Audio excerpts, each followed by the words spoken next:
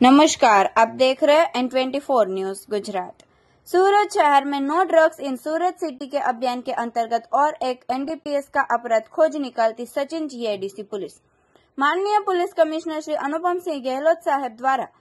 सूरत शहर में नारकोटिक्स की बदी को संपूर्ण तरीके से नेस्तनाबूद करने के लिए सूरत शहर में चोरी छुपे से नारकोटिक्स ड्रग्स लाकर सूरत शहर में बेचते इसमों विरुद्ध कड़ी कार्रवाई करने के लिए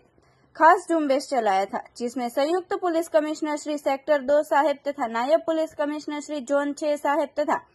सहायनीय पुलिस कमिश्नर साहेब श्री आई डिवीजन की ओर से असरकारक कामगिरी करने के लिए बार बार सूचना दी गई थी, जिसके आधार पर पुलिस इंस्पेक्टर श्री के गोहिल साहेब तथा second police inspector Shri B Parmar साहेब के मार्गदर्शन के तहत सर्वेलेंस स्टाफ के पीएसआई श्री एचआर पटेल साहब के नेतृत्व में सचिन जीआईडीसी पुलिस स्टेशन के सर्वेलेंस स्टाफ के एएसआई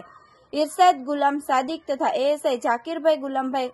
को मिली बातमी के आधार पर plot number 178 Sardar Nagar society तलंगपुर road Sachin GIDC सूरत में आए हुए रूम में से 2 आरोपी के पास से मादक पदार्थ गांजा जिसका वजन 3.515 किलोग्राम जिसकी कीमत ₹35,150 सहित कुल कीमत 45,150 की मत्ता के मुद्दा माल के साथ गिरफ्तार करके सराहनीय कामगिरी की गई है। आरोपी सुमंत कैलाश प्रसाद विद्यालाल सिन्हा और मोहम्मद असलम मोहम्मद हनीफ चौधरी को गिरफ्तार किया गया है। सचिन जीआईडीसी पुलिस स्टेशनના ડિસ્ટાફના કર્મચારીઓને એક ગાંજા બાબતે સ્પેસિફિક બાતમી મળેલી હતી। બાતમીમાં એવું હતું કે આરોપીઓ સુમંત સિન્હા અને અસલમ ચૌધરી આ બંને અગાઉ પણ એનડીપીએસના કેસો આમના વિરુદ્ધમાં થયેલા છે અને આ બંને આરોપીઓ સુમંત સિન્હાના જે રહેણાંકનું જે ઘર જે છે એ ઘરમાં ગેરકાયદેસર રીતે ગાંજાનો છૂટક ધંધો કરે છે વેચાણ અંગેનો। તો જે આધારે કાયદેસર કાર્યવાહી કરવાની હોવાથી જીઆઈડીસી પોલીસ સ્ટેશનના પોલીસ ઇન્સ્પેક્ટર શ્રી ગોહિલ અને ડિસ્ટાફના કર્મચારીઓ સરકારી તંત્રો સાથે જે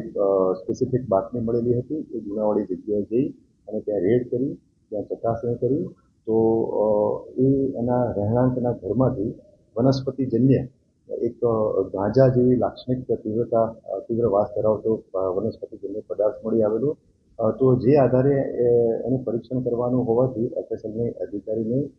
કંટ્રોલ મારફતે જાણ કરી સ્થળ ઉપર બોલાવવામાં આવ્યા અને એફએસએલ અધિકારીએ સ્થળ ઉપર આવી અને એનું જરૂરી પરીક્ષણ કરતા એ ગાંજો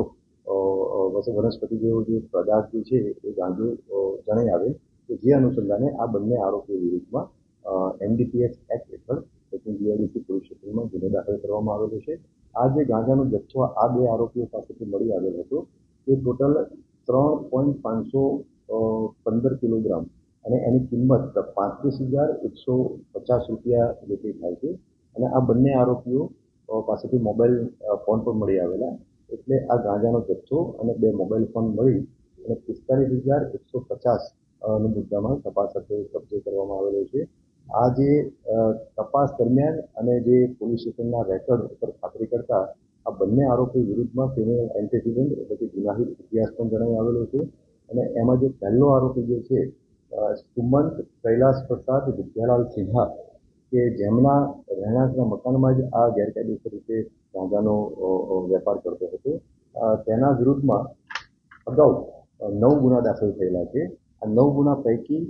એક ગુનો શરીર સંબંધી ગુનો જે છે એ અને એના સિવાયના 2 ગુના જે છે એ પ્રોહિબિશન એક્ટ હેઠળ ગુના દાખલ થયેલા છે અને એના સિવાયના 6 ગુના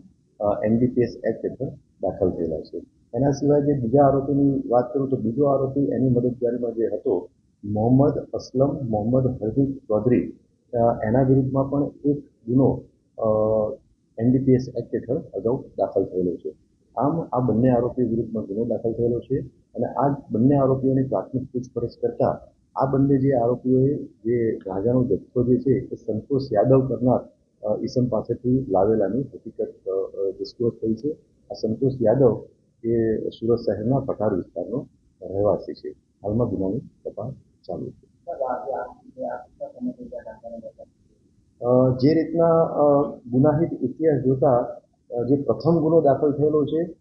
એ 2006માં સચિન પોલીસ સ્ટેશનમાં દાખલ થયેલો છે। એટલે 2006થી આ લોકો ચોરી છૂપેથી કામ ધંધો કરતા હતા આ રીતનું ગાંજાનો વેપાર અને એની સાથે સાથે આ બંને આરોપીઓ ચાની લારી પણ ચલાવતા હતા, એટલે એ રીતનો પણ એમનો પેરેલ એક વેપાર કરતા હતા. પણ આ વેપારના આડમાં ખૂબ વખત આ ગાંજાનો વેપાર પણ કરતા હતા. તો જે અનુસંધાને